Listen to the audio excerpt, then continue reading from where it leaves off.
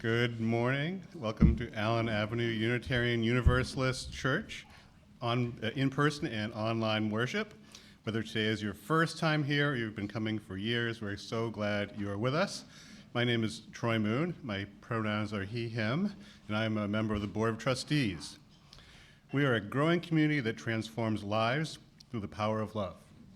Our mission calls us to celebrate diversity, encourage spiritual growth, and promote social responsibility while we travel on and care for the earth. A special welcome to those at home who are joining us on Zoom today. If you're attending for the first time, please go to our website and fill out the welcome cards so we know more about you. Our social justice team asked you to consider making nominations for our Share the Plate nominations. There's still some slots available, so if you have any worthy nonprofit organizations in the region that support our mission, please make recommendations. Jim Mason is here and can tell you more about that. Also, our stewardship team, thanks everybody for attending last night. We had 50 people come to our potluck, so great, thanks. It was nice to see everybody there. And so also you probably received in the mail a envelope with some stewardship suggestions, so please, if you haven't had a chance yet, please take a look at those. And now we invite you all to take this opportunity to silence your cell phones so we can be fully present with one another. After the service, please grab a cup of coffee in the kitchen window and stay for conversation, or head down to the end of the hallway to join a group for the brown bag lunch, and then those on Zoom may stay and connect with one another. And now let us center our hearts and minds with the ringing of the chimes.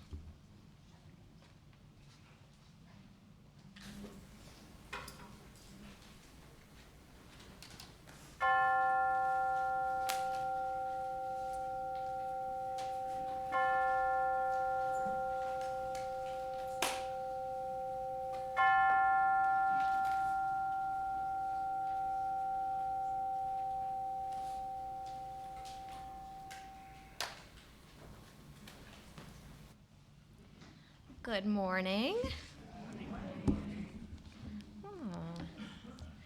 I'm Reverend Tara. Most of you know that, but some of you are new.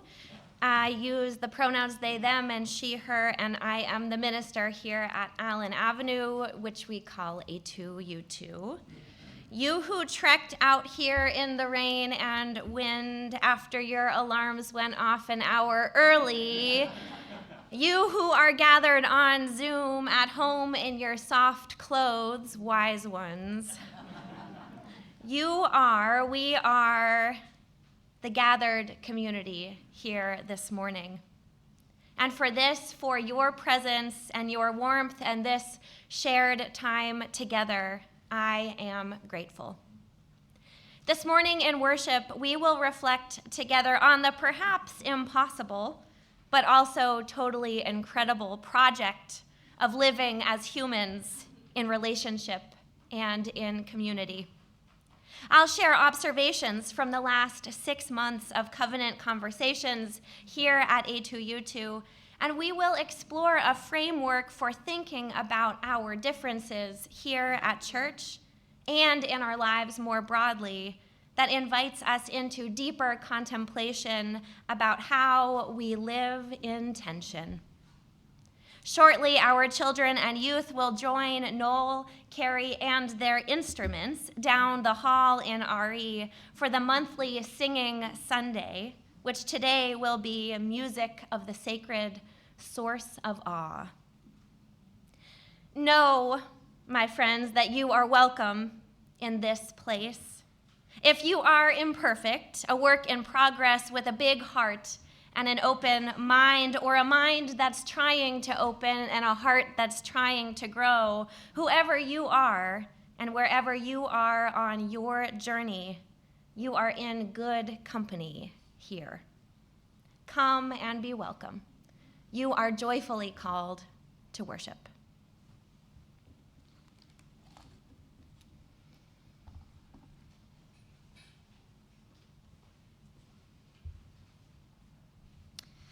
As we light our sanctuary chalice this morning, those worshiping at home are invited to light a chalice or a candle near you to connect us to one another. We struggle for the sake of deepening our collective understanding and getting to greater unity. We are not battling just to be right or to make others wrong. We are not trying to colonize the collective space with our ideas or pontification. We want to understand each other, and fundamentally, we want to build a bigger we from which to advance our movements towards justice. We light this chalice in the spirit of understanding for the deepening of community and advancement of justice.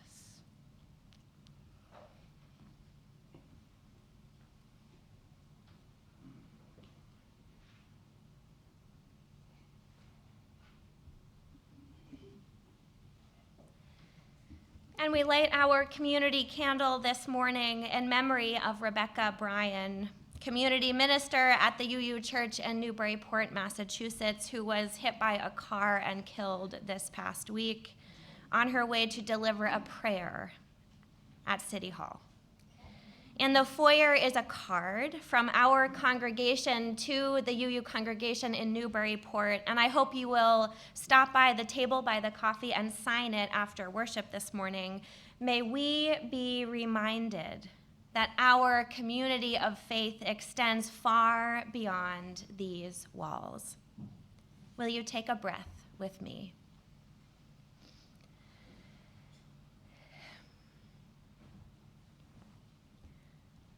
Our opening hymn this morning is one of my favorites solely because of its title.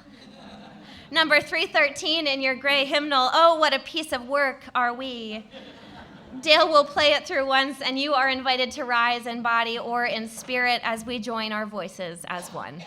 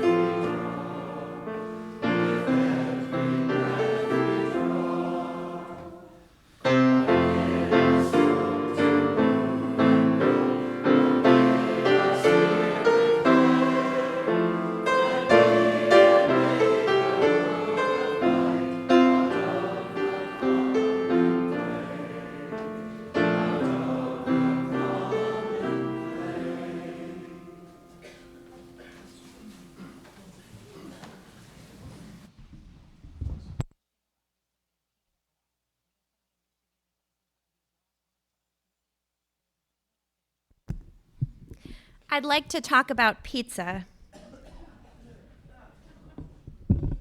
I'd like to talk about pizza this morning. What's on this pizza? Olives, peppers, and pepperoni. Anything else? Cheese. Tomato sauce. Is there anything we might consider polarizing on this pizza? Olives. Any vegetarians in the house? What'd you say? Pepperoni can be polarizing, yes. So I was thinking, today we're talking in worship about how we have all sorts of different opinions and feelings and preferences and needs and come together in community. And what in the world do we do when they are so different? And I was thinking it's sort of like ordering a pizza, right? I'm a major pizza fan, and I have noticed that sometimes trying to figure out what kind of pizza to order with my friends is a challenge. Some of them want meat. Oh, God. Anchovies, polarizing, bless you. I don't even want anchovies on half of the pizza. I don't even want anchovies in the same order as my pizza. But for Barbara, Anchovies might be a need. So, what happens when you are ordering a pizza with somebody you love and they are allergic to one of the toppings? What do you do? Get 2 pizzas. Great. Anne? Half of it with, half of it without. So sometimes you can get 2 pizzas, sometimes you can share.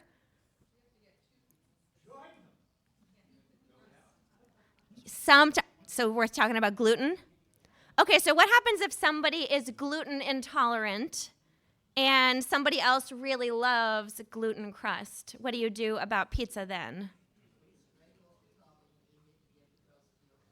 Scrape all the toppings off, eat it, and then give the crust away. So what about celiac disease? Those folks cannot be near gluten. They can't have the gluten touch whatever they have. So they can't just scrape the toppings off and give the crust away.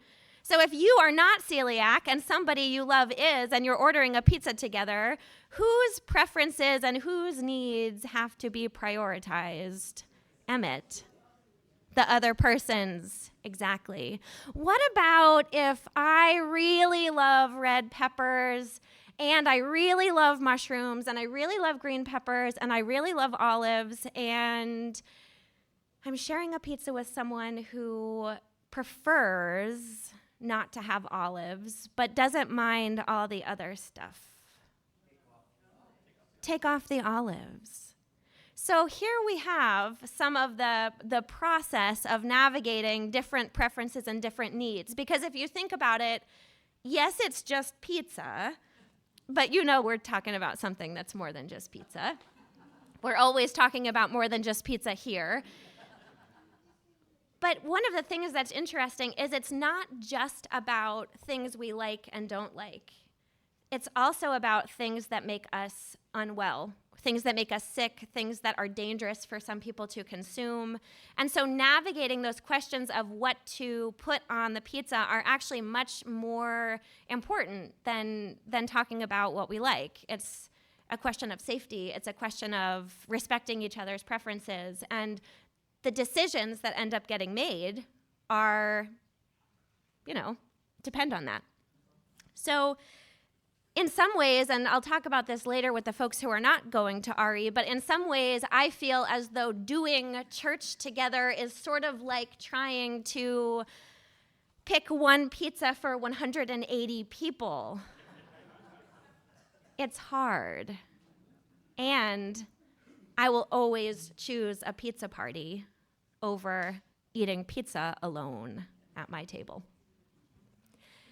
At this time, I'm going to invite up, who's our lamplighter today? Do we have one? Does any kiddo want to be the lamplighter today? Or youth? Emmett, you in?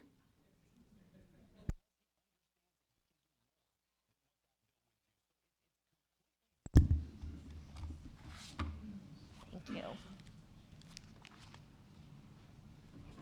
So in a few moments, some of us will leave the sanctuary to enjoy religious education programming. But first, Emmett will join me in the pulpit. Emmett, our lamplighter, is entrusted to transfer the light of the sanctuary chalice to the lamp, and then go forth to RE spaces where they will light the chalices there.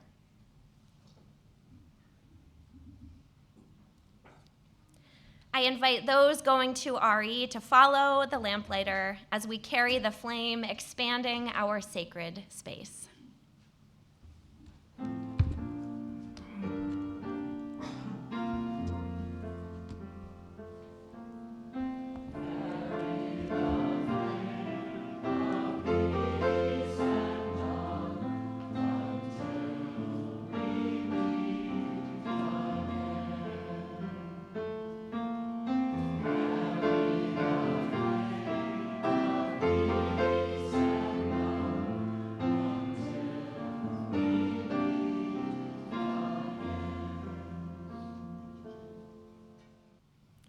Would you join me now in the spirit of prayer? Spirit of life, of course there are people behaving badly. using excuses to practice prejudice, to hoard, to blame, using excuses to divide and weaken us, cashing in on surface tensions for their own benefit. The news daily shows these heavy things. In nature, surface tension gathers water molecules together so tightly that they form a sort of membrane across which light things can dance. Leaves, insects, the wavering sun. It is why rain falls in discrete drops and babies can blow bubbles. Surface tension makes life possible. It helps drops collect along subtle edges of pine needles or leaves, run down to water roots, then helps sap rise to nurture those same gatherers of sun and water. Bitter tannins in chartreuse mosses increase the tension so larger drops can form, held aloft by their fragile villi until they can be absorbed or used to foster new life. Here's the other picture revealed. People reach out in kindness and concern to acquaintances, neighbors, strangers, creating aquifers, revealing watersheds running through the tiny capillaries of human hearts, minds, homes, streets, and neighborhoods. Could the bitter tannins cause such large drops to form that we can scarcely hold them up until they can be absorbed?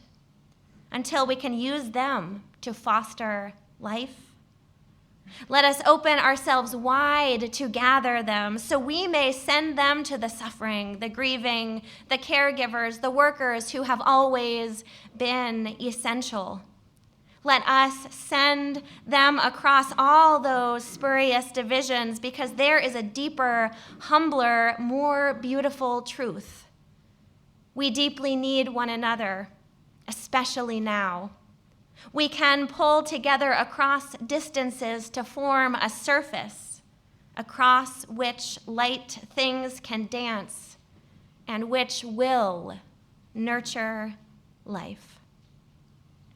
In the name of that love that surpasses all understanding, I pray. Amen.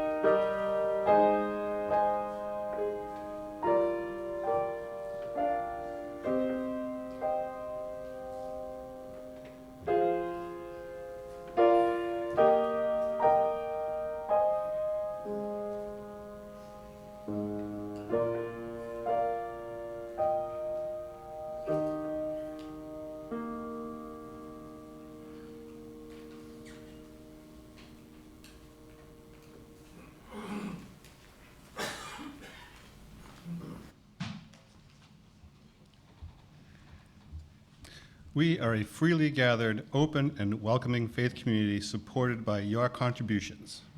Each week, 1/3 of our offering is given away to a nonprofit organization whose mission aligns with the Unitarian Universalist values. This month's Share the Plate recipient is the Independent Seniors Network, a volunteer organization helping local seniors to maintain active, social, safe, and independent lives in their own homes. You can find more information in your order of service. Donations can be made now as the basket is passed through the donate button on our website, or if you're a member on Breeze. If giving through Breeze, please note if your donation is a pledge or a gift to our Share the Plate. If you are joining us for the first time this morning, please know that your attendance and presence with us is your gift to us. At this time, our offering will be collected and gratefully received.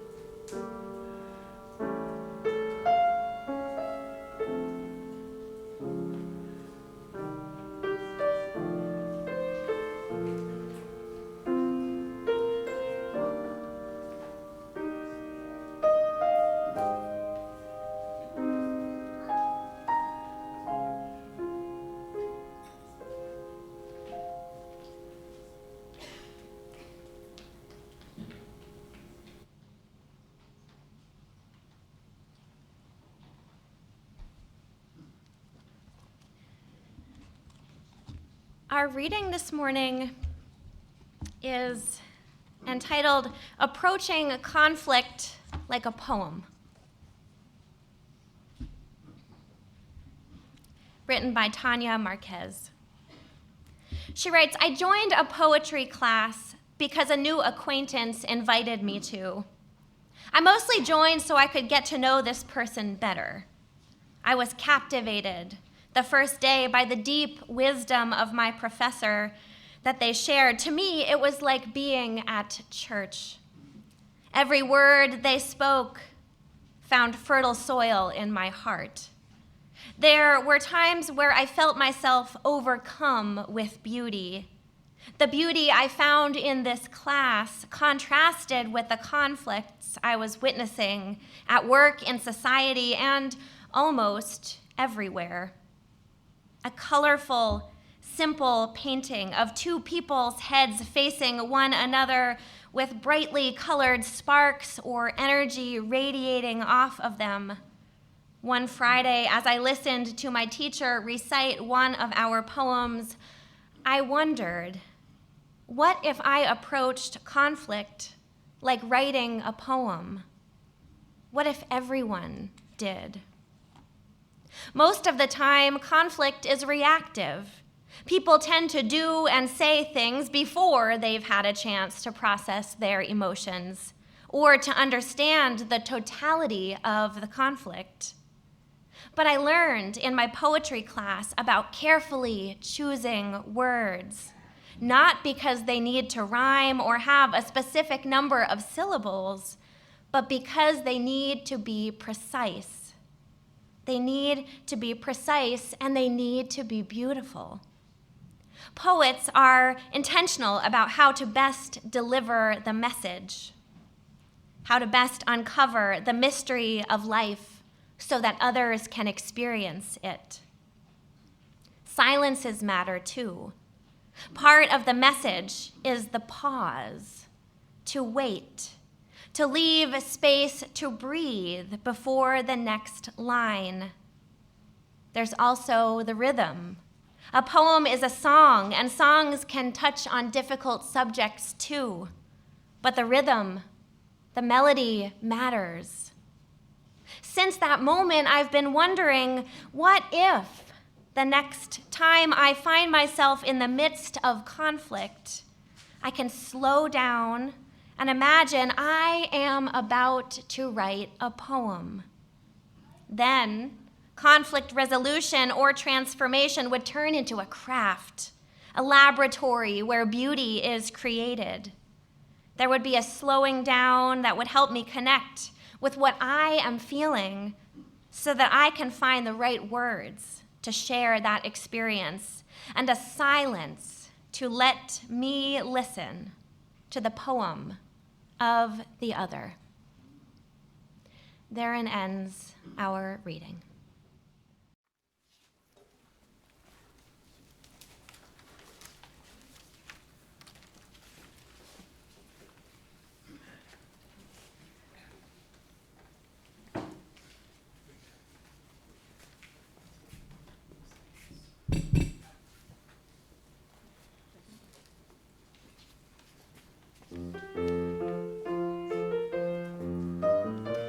Joined in search and joined in song.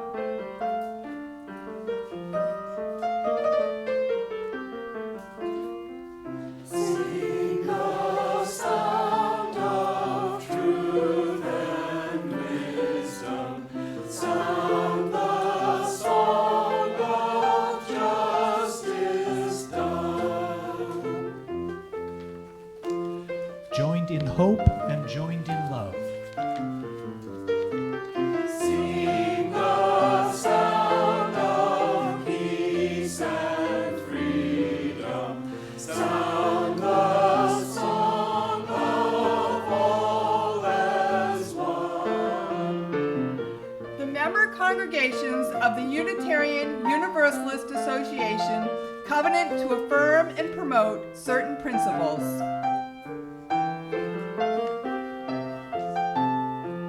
Sing and sow tomorrow's seed.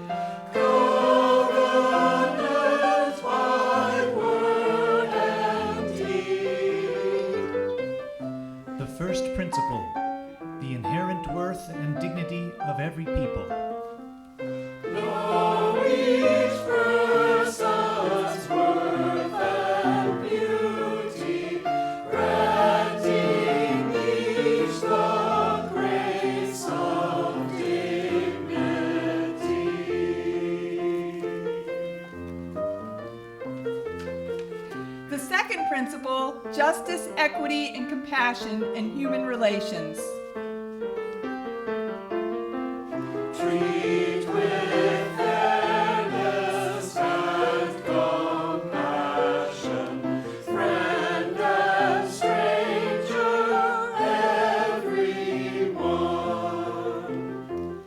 The third principle, acceptance of one another and encouragement to spiritual growth in our congregations.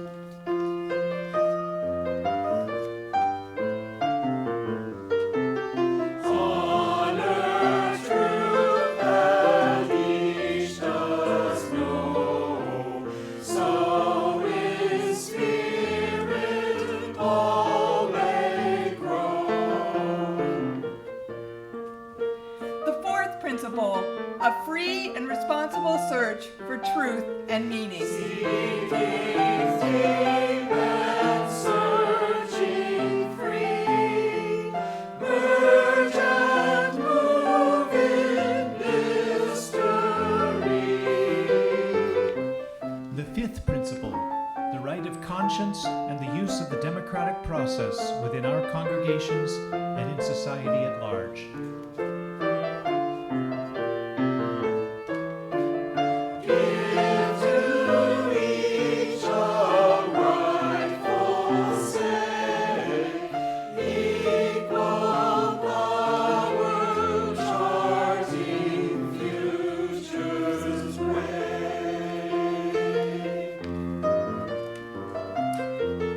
The sixth principle, the goal of world community with peace, liberty, and justice for all. Melt divisions into whole, make communal world the goal. The seventh principle, respect for the interdependent web of all existence of which we are a part.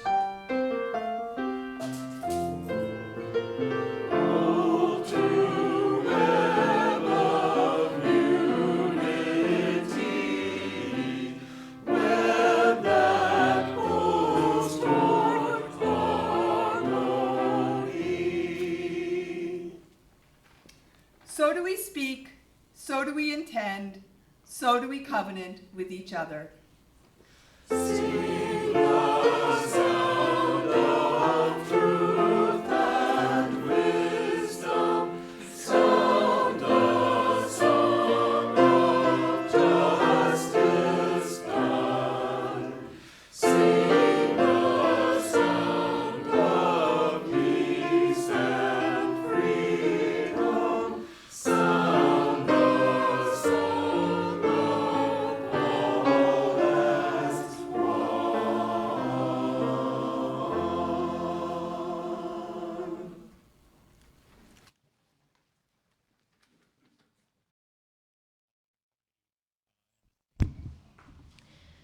Surface tension makes life possible.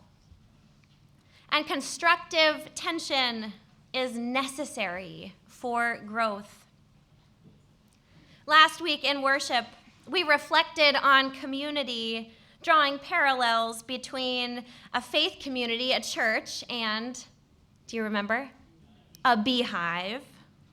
We dug into the what and the why of community.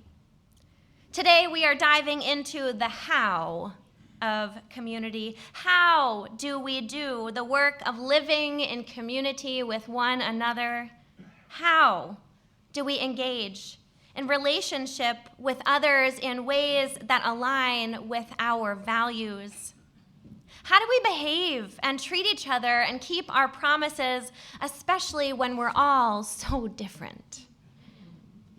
Well, you may have noticed that this service is entitled Facing the Unsolvable. I'm not sure there's a solution.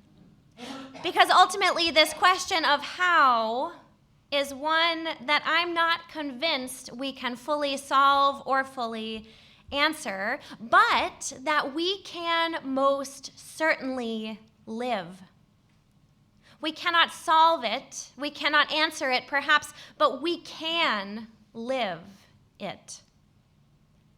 And I think that how we do community, how we do relationship has everything to do with the ways in which we navigate tension. Tension gets a bad rap. You look tense is not exactly a compliment. Some of us get tension headaches, are invited by yoga teachers to release the tension in our shoulders and our jaws. We associate tension in our bodies with anxiety, uptightness, perhaps closed-offness or defensiveness. We associate, many of us at least, tension in relationships with conflict, or assume it means there is a problem. But being in tension does not necessarily mean being in conflict. So where does it come from, this tension? Those of you who attend a church here regularly know that we as a congregation have been in conversation this year about the spirit in which we relate to one another. Those relational promises that we make as Unitarian Universalists. And our shorthand for this is covenant. After our all-church covenant workshop this October with our New England regional partner, Erica Barron, followed by invitations to share stories of your experiences of relationship here in November and December, Erica and I sorted through many pages of qualitative data looking for themes, common threads, outlier comments, and more. It was deeply nerdy and extremely interesting. What does belonging look like to members of this community? What do folks feel they need in order to belong here? There were a wide variety of ways you responded to these prompts and questions, and what Erica and I found most fascinating were a number of opposing viewpoints on certain topics. I'll share a few examples. Many people expressed wanting to be in a community that values difference and diversity, and many also expressed feeling the deepest sense of belonging when they know what to expect and when things are how they've always been. Some folks expressed feeling most heard when spoken to respectfully without sarcasm or assuming they will catch on to a joke. Others expressed feeling most at home in a community where they can be their full sarcastic selves and show love by teasing people. Some of you feel energized and engaged by the kind of conversations where everyone is talking and excited and interrupting each other. It is your cultural norm. Others of you feel completely overwhelmed and silenced in these kinds of settings and leave wondering if there is space in this place for you. And finally, the fact that we are even spending time, 6 months already, on this topic in the first place. Some of you are annoyed and don't see the value in reflecting on our congregation's culture and way of relating. Others of you have expressed how grateful you are and how you wish we had had these conversations sooner. One pizza, 180 orderers. You all have different preferences, allergies, and intolerances, and needs. And this is quite a task. With so many of these seemingly in opposition viewpoints arising, I was having a hard time wrapping my mind around how this could possibly not be a recipe for disaster, for disagreement, or for conflict. How in the world would we chart our way forward with all of these thoughts and feelings out in the open?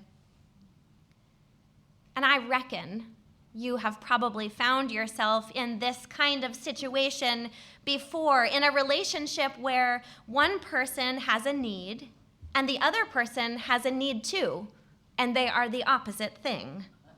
Perhaps both think they're right, or that their need is more important. Compromise has become the simple way to answer that relational conundrum. But because compromise doesn't take into account power dynamics, needs versus wants, and some of the other deeper complexities of relationships among humans, it's not quite enough. Through my work with Erica, I was introduced to the concept of polarity thinking, a framework articulated by Barry Johnson. Johnson describes a polarity as a set of opposites. They are interdependent pairs that cannot function well independently. Choosing one side as a solution inevitably affects the other side. And these polarities exist in every level of a system, from the inner workings of our brains to global issues. He names that when the energy crosses between the two poles, it is experienced in the system as tension. With this tension, we often assume that we must choose one of the polarities as a solution to the tension. This is a false choice because the poles are inseparable. The tension is unsolvable in that one cannot choose either pole as a sustainable solution. This interdependent pair is unavoidable. There is no world in which one side wins and the other side loses. It's either win-win or lose. When I look back at the opposing viewpoints that have emerged over the last 6 months of conversations in this congregation, it's clear to me now that what we as a church are working with is a set of polarities. The polarities of tradition and comfort, diversity and familiarity, inward-focused institutional transformation, outward-focused community engagement, challenge and safety, personal freedom, collective responsibility, and so many more. Between these polarities is tension, yet neither pole alone contains the solution. There is no right side, just a relationship, a working through tension, a give and take, and much conversation. Johnson offers that a fundamental question to ask when encountering a difficulty is this a problem we can solve, or is this an ongoing polarity we must manage well? Problems have a right answer. Polarities have two right answers that are interdependent. I and my opposite are not only both right, we are each dependent on the other's truth over time. The relational needs of this community exist as a series of polarities. So likely do the relational needs of your partnership, your family, or your other chosen communities. Tension is simply the space between the poles. In the words of our prayer, surface tension helps drops collect along subtle edges of leaves, run down to water roots, then helps sap rise to nurture them. Surface tension gathers water molecules so tightly together that they form a sort of membrane across which light things can dance. For some communities, a covenant is a list of agreements that can feel like rules. what has become clear is that this community neither wants nor needs a list like that. What emerged from this past month's listening circles instead was a desire for ongoing conversation on the topic of relating well to one another in community as a spiritual practice. There is no single style of facilitation, sharing time, level of humor, or anything else that will work in all contexts here. Each space within the congregation has its own needs and best practices. There is, though, a widespread desire to move toward a way of relating that allows people to name when they are hurt or upset, while also giving space for forgiveness and reconciliation. Nobody is a bad person for making a mistake, and nobody gets kicked out. You want to lean into curiosity. You want to learn more about each other. That became clear. So instead of a list of rules, our covenant, our articulation of the spirit in which we aspire to relate here in this place will focus on a commitment to each other's well-being, a process for creating group agreements that can be used to make decisions particular to each context, and a process for deciding how to navigate what we call ouch moments, not a specific set of behaviors or processes that are expected to apply everywhere. What this community is seeking, and this becomes more clear with each and every conversation I have, what this community is seeking is a commitment and a vision for facing the unsolvable together, for turning away from solving problems and turning toward working with the inevitable polarities of communal life, while remaining rooted deeply in our Unitarian Universalist values. There are no rules. None of us is right. None of us will win. We balance on surface tension, the space where your truth meets my truth, fully dependent on one another, and with faith and by grace, we live our way into a covenant that is nothing short of poetry itself. Friends, may we make it so. Blessed be. Our closing hymn is number 1008 in your teal hymnal, when our heart is in a holy place. Dale will play through once, and then you are invited to rise in spirit or body as we join our voices in song.